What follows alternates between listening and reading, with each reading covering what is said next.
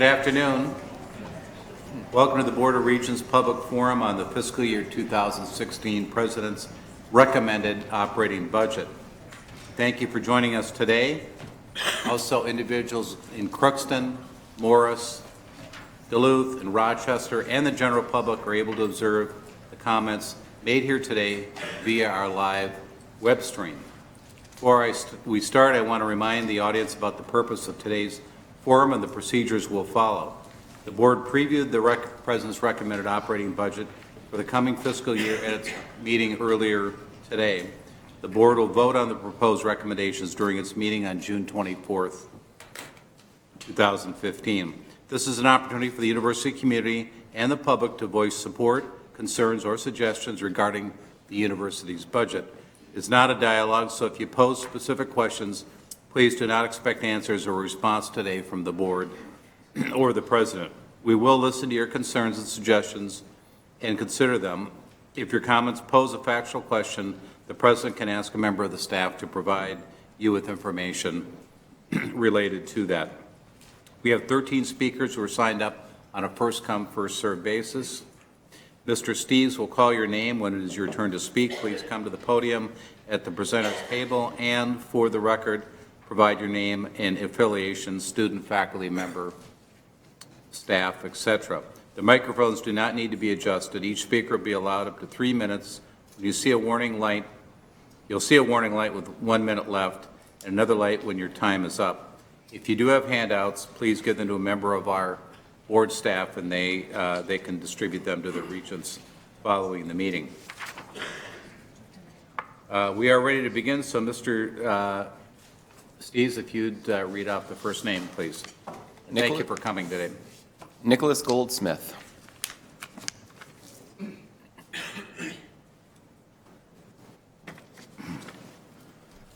Hello, I'm Nicholas Goldsmith, and I'm a graduate student. Hello, Regents, Professor Kaler, and distinguished guests. I would like to thank you for having this budget forum. I think it's an important part of our heritage as a land-grant institution, and that we are a university for the common people. I think many parts of this budget are a step forward, but we certainly have more work to do. I'm here to advocate for further support for graduate students. Graduate students teach classes, labs, and discussion, implementing, finding funding for, and presenting the research at this university.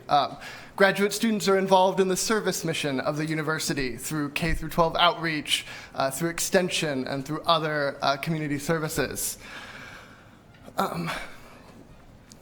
You, as the Board of Regents, with this budget, have the ability to make significant improvements to the quality of life and the value of degree for graduate students. Part of this is through recruiting. Stipend and fellowship funding is very important for recruiting the best and brightest graduate students. We also can make steps forward, such as supporting student parents to become a more attractive place. There are also important aspects for recruitment. For retention. We have an enormous diversity in our graduate student body. I myself am a first-generation college student, let alone being first-generation graduate school. And navigating the academic culture is a steep learning curve. We have programs that we can expand to help retain the best and brightest, things such as the Dove Fellowship and the Community of Scholars program. We also have to think about the value of our graduate degrees. And one way that we have been hurting this institution is by not fully supporting graduate student career services. We hurt the value of degree when our students can't compete with others, not because of the quality of work, but because of the polish and the help navigating the job market that career services would offer. And some colleges do not offer career services for graduate students. So I would highly encourage you to think about graduate students as you move forward with these budget discussions. Thank you. Thank you. Thank you. Andrew McNally.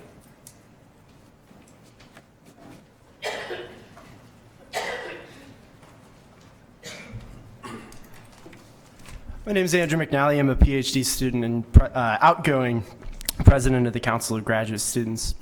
President Kaler, Regents of the University of Minnesota, under the assumption that facts frequently speak for themselves, I'm going to read a list of facts about graduate students today. Areas in which graduate instructors outperformed faculty as a whole on student ratings of teaching, 5 out of 6. Estimated cost of living for a graduate student over an academic year, source, University of Minnesota, $14,926. Fees for a full credit graduate student, $1,254. Estimated Social Security and Medicare taxes on minimum wage for an academic year, around $1,000. Grand total minimum expenses, according to the University of Minnesota, for a graduate student over an academic year, $17,200. Minimum graduate assistant salary at the University of Minnesota, $13,859.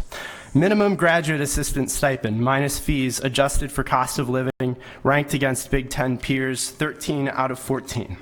Now, we've requested wage data from the university that has yet to arrive, but a rough estimate of the percentage of graduate assistants paid less than the minimum living wage of $17,300, 60%. Minimum salary next year at one Big Ten institution, $29,000. Percentage paid lower than $29,000 at the University of Minnesota, estimated at over 90%. Increase on the number of graduate students at the U paying for their education with student loans over the last 2 years, 22%. Dipping into their savings for their education, 40%. Increase in those using credit cards to finance their education since 2012, 130%. Percentage increase of 130%. Percentage of students taking on outside work in the lowest paid disciplines, 50 to 70%. Weeks of work required for paying off the typical fee debt for a PhD student over 5 years at a minimum wage job, 54. Now, it doesn't have to be this way. The university could have one of the highest, if not the highest, minimum salaries of the public Big Ten institutions, provide a living wage for every graduate assistant, and give hundreds, if not thousands of dollars of additional take-home pay increases for every grad assistant. We could do it without increasing costs for undergrads, cutting administrative jobs, or losing significant amounts of revenue.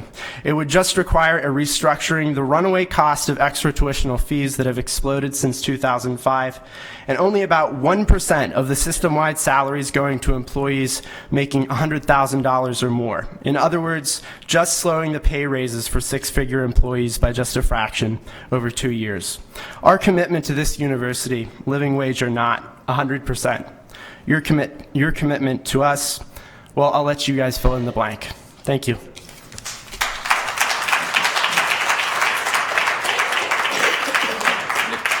Nicole Scott.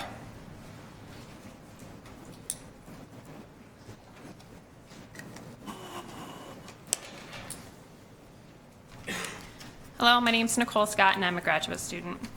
Chair, Regents, distinguished guests, I am one of the 7% of graduate students on the Twin City campus who are expecting a new baby this year. Graduate students are in the prime of their childbearing and rearing years, which is why over 20% of graduate students are parents. However, the university seems to pretend that graduate students don't have babies or families to take care of. Not only are their resources few, but they are difficult to access and therefore obtain, leaving graduate students with little support. The university's lack of resources and support sends a strong message, a message I don't believe it wants to make. Choose your education or your family. But this problem is not just a graduate student problem.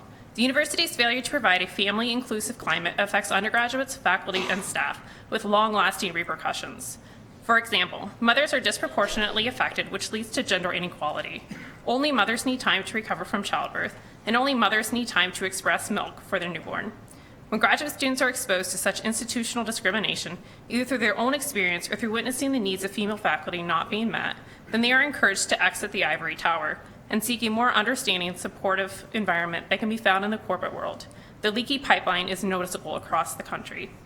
Although this is a national problem, there are 3 straightforward solutions the university could implement over the next year to substantially improve the situation for all new mothers, on campus and for graduate student parents in particular.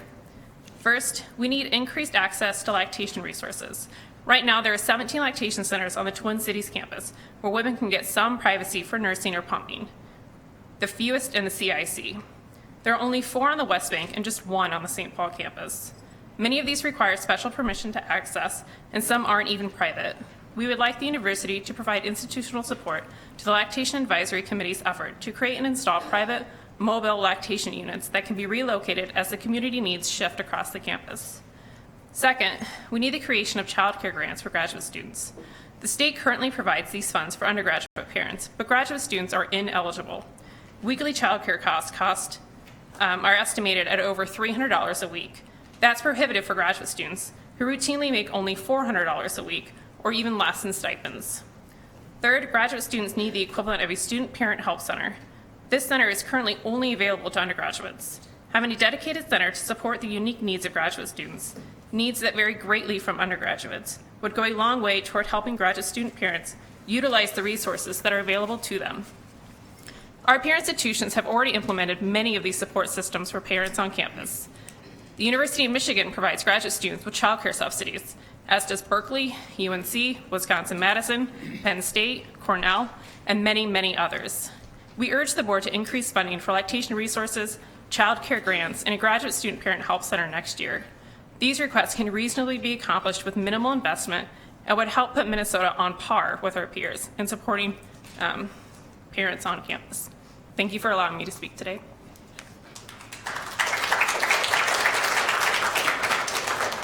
Shireen Horazuk.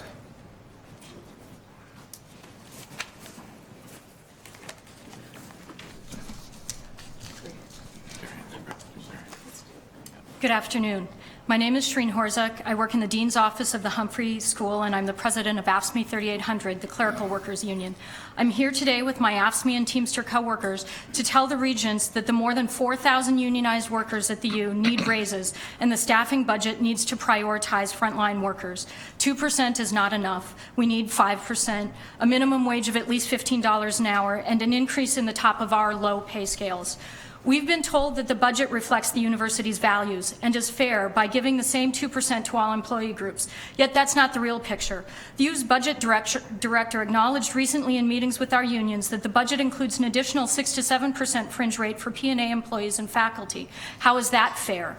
The men's basketball coach just got a $400,000 raise. That's the equivalent to a 0.5% increase for every one of our 1,600 clerical workers at the U. The administration finds the money when it wants to and needs to find money for frontline staff. Whether it's 6 weeks paid parental leave for those at the top versus 2 weeks for unionized and civil service workers, or cuts to the Regents scholarship, which impacts us more than administrators, the U's wage and benefit policies increase the gap between haves and have-nots, and it's got to stop. Nearly half of our members say they can't afford to have children or help their kids through college. Tuition hikes hurt our families, and many can't even afford to send their kids to the university where they work. Half of our members can't afford to take a vacation. 3/4 have paid their medical bills late in the last 2 years of delayed medical care. 3/4 aren't keeping up with the cost of living and can't afford to retire. I challenge you to find administrators who have to choose between paying a doctor's bill and buying school supplies for their kids, between paying a student loan and living on their own, between caring for an elderly parent or being able to retire. Yet many frontline workers make these choices every day. How does this reflect university values? We do the behind-the-scenes work that makes the university run. We know this because when we ask for time off because we're sick or want to take vacation or even just a long lunch in order to attend this budget hearing, many of us are told that we can't. That's forgotten, though, when it's time to talk about raises or staffing cuts. The university intends to cut $90 million in administration, but are they cutting administrative bloat or low-paid admin assistants? They cut a few vice presidents, and that's a start, but they also cut over 100 low-paying technical positions. Some say that this is a business and corporate salaries for executives are A-OK, but this isn't Walmart or Target or US Bank. This is a public land-grant institution funded by taxpayers and student tuition, and it should reflect the values of our state. One of those values is that we all do better when we all do better. Rather than following corporate models, the university should set its own example by establishing a standard of living that provides for a dignified life and retirement for its entire workforce, rather than lavish rewards for those at the top and poverty for those of us at the bottom and middle. Frontline staff need raises and respect. Thank you.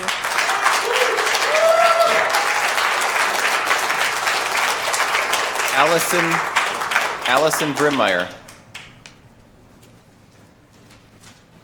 Good afternoon. My name is Alison Brimmeier. I'm a member of AFSCME Local 3800. I provide faculty support at the Carlson School, a job that I'm very proud of and that my colleagues and faculty find very valuable to them. But despite feeling valued in my own workplace, I don't feel that from the university. One devaluing reality at the U is our parental leave system, which provides a minimum paid leave of 6 weeks for faculty and PNA, but that for frontline staff is a build-your-own-leave system with a mere 2-week minimum. We're told it's not so bad, we can just use accrued sick time on top of our 2 weeks, but in practice that doesn't work for us. It's hard to save sick time up. Accrual isn't overly generous, so there's not much left when you use sick time when you're sick, or when your family members are sick, or you have to go to funerals. So it takes many years to save up enough just to receive the same paid leave that faculty get on day one. A distinction needs to be made between parental leave and sick time for us. Here's a story of a worker I know who took leave under the current system. When she started at the U and saw the paid leave chart on HR's website that shows disparate benefits for faculty and staff, she felt shocked and dehumanized by the second-class treatment. So she did what she had to do. She saved her sick time for 2 years by not taking any. She came to work with colds, she came to work with the flu, and by the way, until this policy is changed, I hope you think about that every time you're handed a document or a meal prepared by one of us. She came to work every day of her pregnancy despite feeling sick. She had a contraction during her work commute, but kept driving and worked 2 hours the morning she gave birth just to ration her time. This is a true story, I didn't make this up. This is our truth. Because of these policies, while we provide your support, clean your bathrooms, cook your lunches, many of us are working instead of taking proper care of ourselves. We, of course, know that it's unfair and that it's hurting us, but you know what? Faculty and management I've talked with, I know it might surprise you that they actually care how we're doing. They do.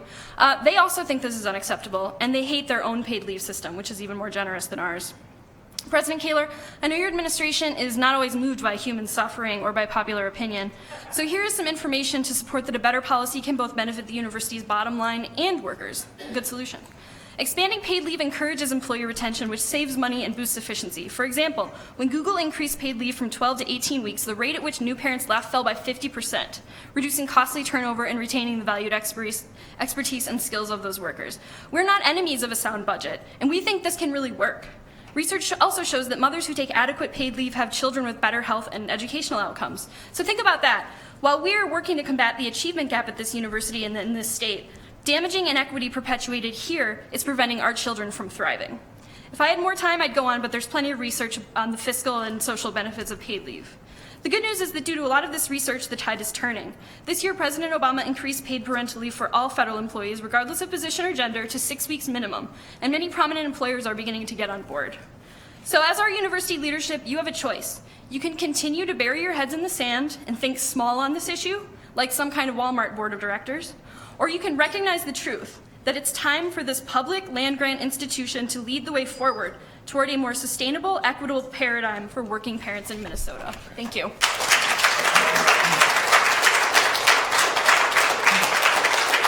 Clara Thiel.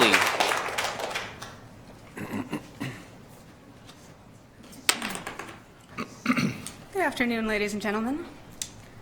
My name is Clara Thiel, and I am a lab animal attendant here at the university and a member of Teamsters Local 320. I would like to talk to you about cancer, heart disease, and diabetes. These diseases and a host of others affect everyone, young and old, rich and poor. And all of these diseases have treatments found now, thanks to research conducted on animals.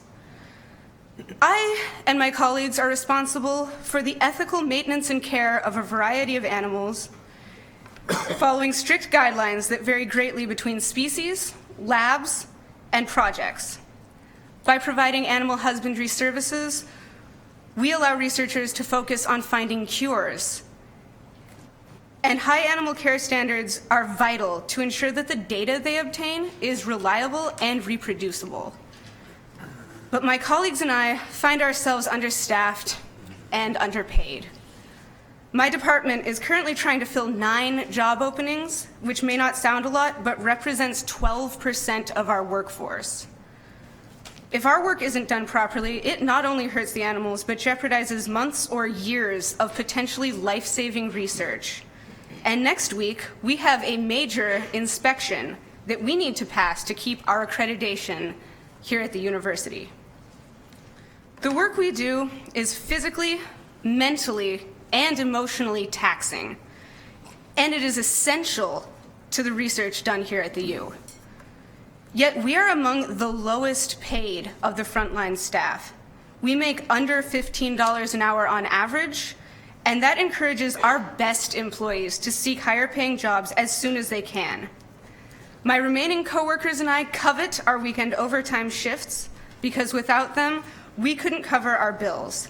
Many of my colleagues have second jobs too, working part-time in the evenings before finally getting home to their families 13 hours after they left. For me, my most modest dreams are put on hold. Marriage, family, and home ownership are not in the question when you're cutting a 1998 Mazda Protege out of your budget on the advice of your financial planner.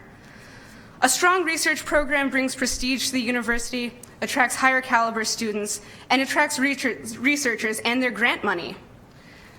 The U is making many investments in becoming a stronger research institution, putting up new buildings with state-of-the-art lab equipment. We seek to attract world-class researchers, but I ask that we not forget the value of our frontline staff serving those researchers. It would be a disservice to research animal resource employees, to the researchers, to the animals, and a disservice to the good reputation of this research institution. Thank you. Mick Kelly. Mick Kelly.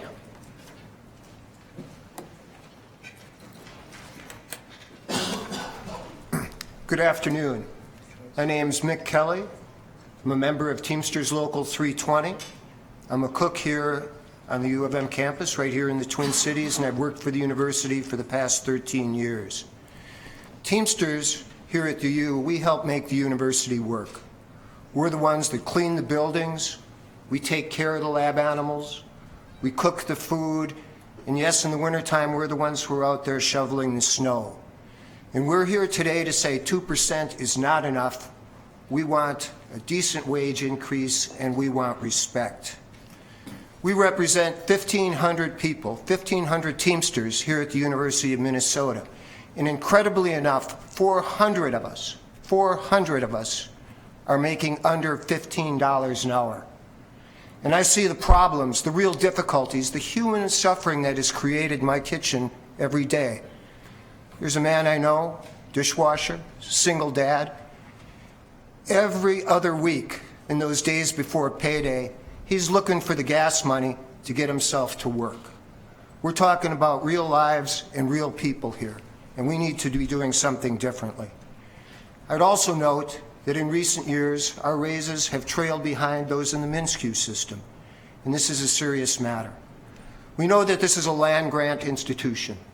It's supposed to serve all the people of Minnesota, and I would assume that includes frontline staff. We do need a wage increase, and we do need respect.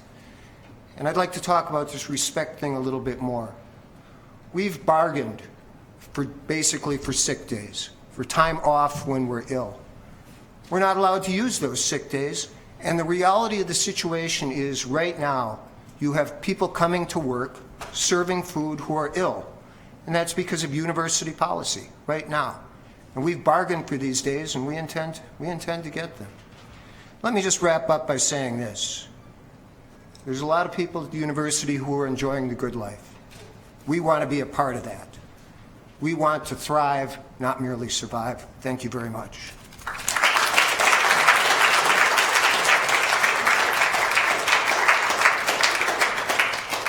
Wendy Lu J.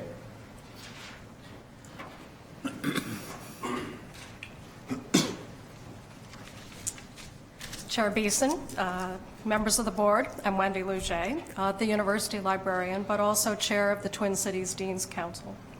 And I'm here to support the proposed budget and offer some perspective on what I and my fellow deans face when managing our own unit budgets.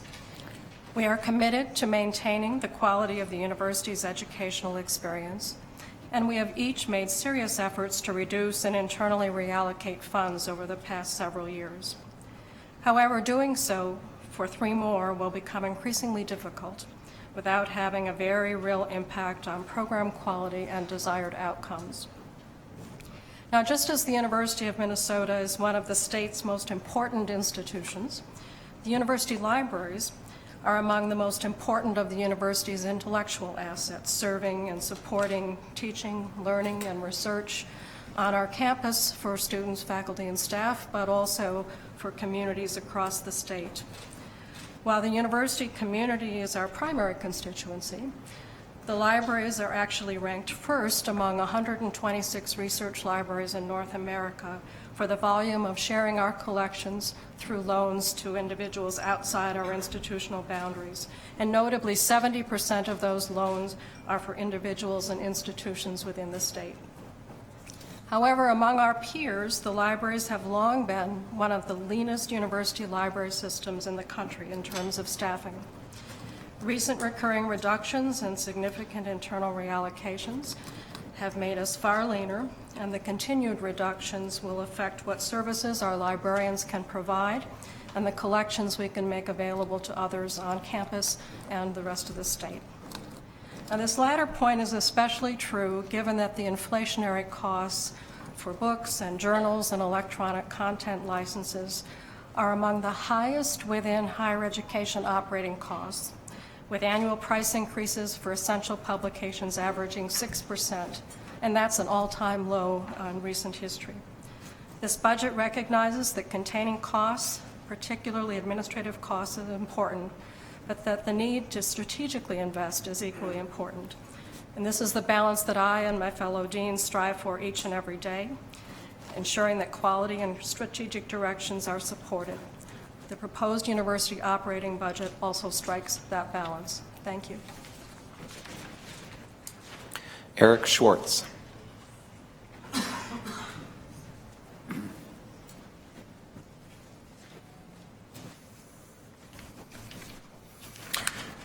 It's a pleasure to speak to the Board of Regents today in support of the university's budget request. I speak from my perspective as Dean of the Humphrey School. That is the perspective of someone who thinks a great deal about the challenges that face our society in Minnesota, in the nation, and the world, and about the responsibilities of those of us in public life as stewards for the well-being of future generations. In short, I believe there is no more important institution for the future of the common good in Minnesota than the University of Minnesota.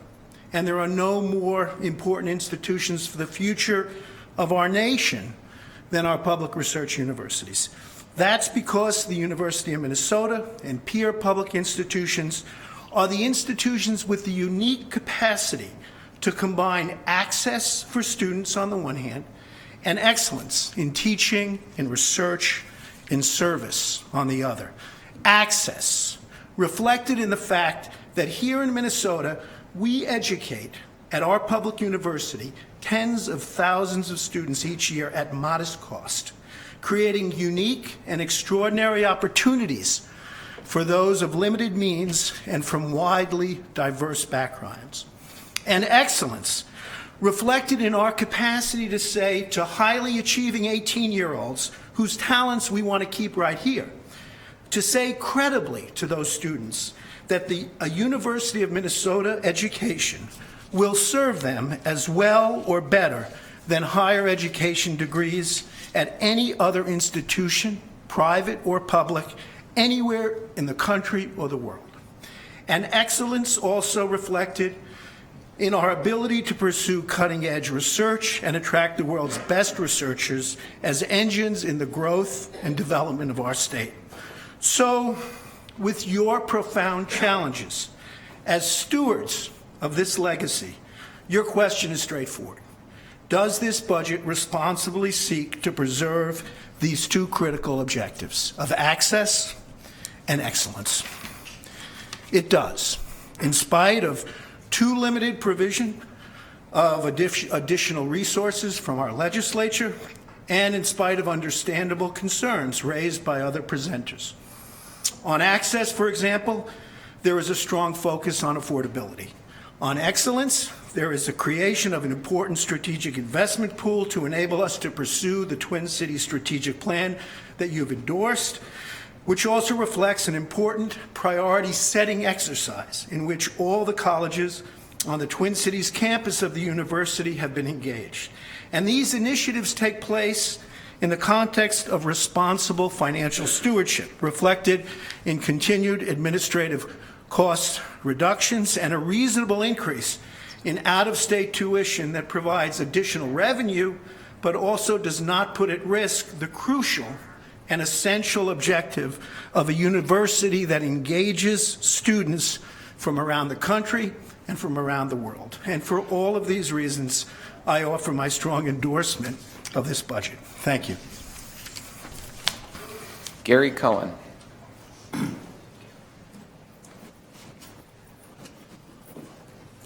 I'm Gary Cohen, no relation to Regent Cohen, professor in the History Department and chair this year of the University Senate Committee on Finance and Planning. Our committee heard a presentation by Vice President Putzenreuter and Associate Vice President Julie Tonneson last week of an outline of the proposed budget before you. We discussed it in general terms. We found it to be prudent given all of the political, economic, and institutional circumstances. This budget is much in line with the previous budgets of recent years. We discussed in a little more detail some of the tuition recommendations and some of the options regarding tuition. The proposal for larger increases of tuition in the dental school on top of the high total tuition cost there and the high debt loads of our dental students got some particular attention, and we're going to want to come back to that next fall. Much of the annual budget discussion that we hear on campus, that you hear and that you hear in your meetings, is couched in incremental terms. And of course, the legislature deals with the biennial budget in terms of increments and decrements. But our committee believes that the administration and you, the Board of Regents, need to give more time and more attention to the total costs and total revenues. And there was some discussion yesterday, I noticed in the Finance Committee, Regent Broad and I think Regent McMillan, asking about, well, what are the total figures here, the total costs of various functions. Our committee believes we need to do more robust, longer-term budget planning that tracks the total projected costs of various of our functions in terms of our cost structures. To now, the longer-term budget planning we've been doing has relied heavily on rather simple benchmarks from the higher education price indexes. We need to do more robust long-term planning to ensure the viability and integrity of programs that we want to continue or to be able to ensure the new activities. The only way we can assure sustainability of the budget in the current structure, of course, is annual reallocation, cutting and snipping. But cutting and snipping has its limits, particularly if we don't know what's the minimum needed to assure the viability of the programs we want to keep, or the minimum needed going forward for new programs, new functions that we want to start. So again, this is an argument for more robust calculation of total costs, more robust projections going forward of what it's going to take to assure viability. We can think about the problems we face already with sustaining the physical plant. Simply shutting down buildings when we need to continue to run programs doesn't work. So where do we go? Thank you for your attention.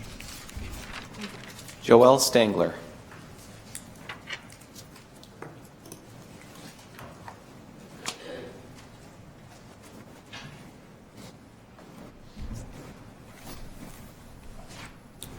Thank you, Chair Beeson, members of the board, and President Kaler.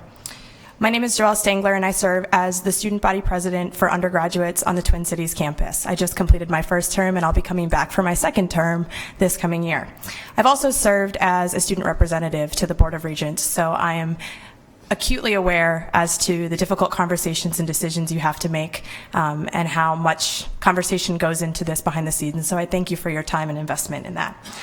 I want to preface my conversations by noting that a large part of why we're having so much disagreement today is because the legislature failed to invest in the students in the way that they needed to. Myself and my constituents were not invested in the way that the legislature should have, and that is requiring us to make difficult decisions. That being said, I cannot support the current budget, not because of the increases themselves, but because it ignores two fundamental needs students have in ensuring that they're able to afford their education. The first need that it neglects to take into account is transparency. While I understand the political needs of increasing out-of-state tuition for out-of-state students, these costs and projected increases are not being communicated with them in a way that they're able to manage and plan for their financial futures. We are an institution that prioritizes financial literacy and the ability to plan out for full cost of attendance for 4 years, and we're not doing that for them right now. And so I would encourage you to direct the administration and the various entities on campus to establish a robust plan so that students know what their cost of attendance is going to be, especially because we recruit so many of them here on the basis that we have an affordable out-of-state tuition rate. And my second concern that the budget doesn't take into account is really debt. We continue to talk about the cost of attendance as a sticker price rather than really targeting the true issue of college affordability. At the university, there are three types of students generally in the college affordability narrative. There are low-income students who we do an amazing job of supporting through the federal grants, state grants, and the University Promise Scholarship. There are students who are high income and they have families that can support them. However, there are students in the middle who, for a variety of reasons, most notably a recession that devastated the middle class, have been left unable to afford a higher education.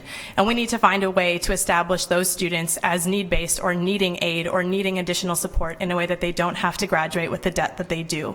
And so I would encourage you to look at the total cost of attendance not as a number, not as an increase of $180, but as of what is the outcome in debt and how can we reduce that total number.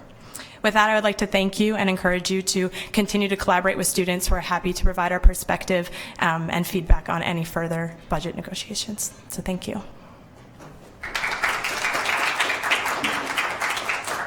Lorraine Hayley.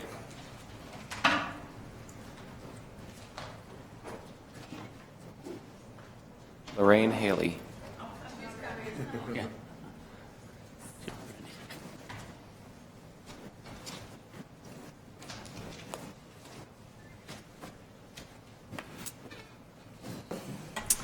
Good afternoon. I am Lorraine Hayley, and I am staff. I have been employed at the University of Minnesota for 28 years as an executive office and administrative specialist. I have arranged travel, negotiated hotel contracts, developed meeting packets, assisted with hosting meetings, prepared travel reimbursements for both employees and non-employees, process invoice payments, vendor contracts, prepared and shipped large contents of conference material all over the United States, and I spearheaded Staff Day for years on the St. Paul campus. For the most part, the university has been a very happy place for me to work. However, I am retiring at the end of this month, and quite frankly, I'm fearful.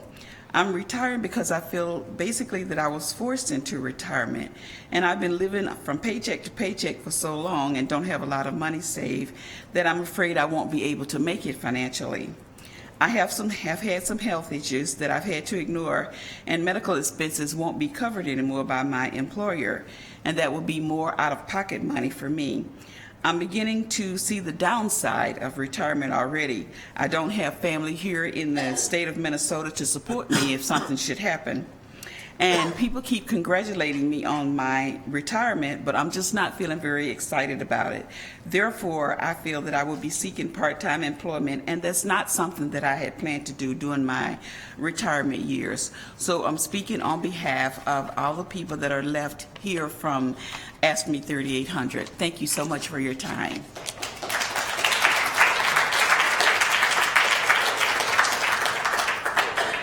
Will Damon.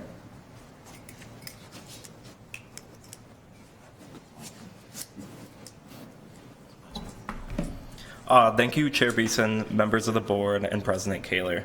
Today I'm going to be reading a letter from student representative to the Board of Regents, Callie Livingood. She had to leave to go to work today, but she left me a letter to read. As we all know, the President's proposed budget recommends an increase in out-of-state tuition. I myself am an out-of-state student, and I would like to share my story about college affordability. I grew up in a middle-class family. My parents were both from rural hometowns and had paid their way through college to become high school educators. Still paying off their own student loans, we usually just had enough to get by. But my parents had always told me my whole life that if I had worked hard and was the best of my class, I could get enough scholarship money to afford a big university. So I began my college search determined to find the right school for me, and I toured 36 colleges in the process. However, after every tour, my parents had to give me the money talk. This was the conversation where they told me that we couldn't afford it, not unless I got a substantial amount of financial aid. And my parents knew I fell right in the middle class gap of the FAFSA, where I wouldn't get much of anything. So I would give up on one school, and I would start hoping for the next one, and the next one, and the next one, until finally I felt that I had to give up on my big university dream. Eventually, my mom forced me to go on a college trip with other high schoolers, and I spent most of that tour angry and disappointed. Except then we came to our last stop on the tour, the University of Minnesota. I immediately loved the campus and the city, and to my surprise, after a conversation with someone in admissions, my family loved the price. It was the first time in 35 schools that I didn't get the money talk. I applied to around 10 colleges my senior year. I was accepted to places like the University of Illinois, Michigan, and Wisconsin. But I also got into the U of M, the one place that I had learned to love for its campus, academics, and community, but most of all, for giving me back a chance at the college experience I thought I couldn't have. And after I committed, I realized there were numerous other students in my school who had the same experience as me. Our low out-of-state tuition is the reason I am here today, and I know that I am not the only one who has a story such as this. I ask that the Regents consider what raising our out-of-state tuition means for recruiting a diverse and talented group of students to this university. And if raising out-of-state tuition is the best option, I ask that increases are gradual and that the university be as transparent as possible about these increases. Students and families need the time to plan. And it is important to remember that many of these out-of-state students want to stay in Minnesota, and their debt stays with them. Thank you. Well, I'd like to thank all the presenters today on behalf of my colleagues. And if you have additional thoughts or concerns, please submit them to the Office of the Board of Regents. Have a good afternoon. This public hearing is adjourned.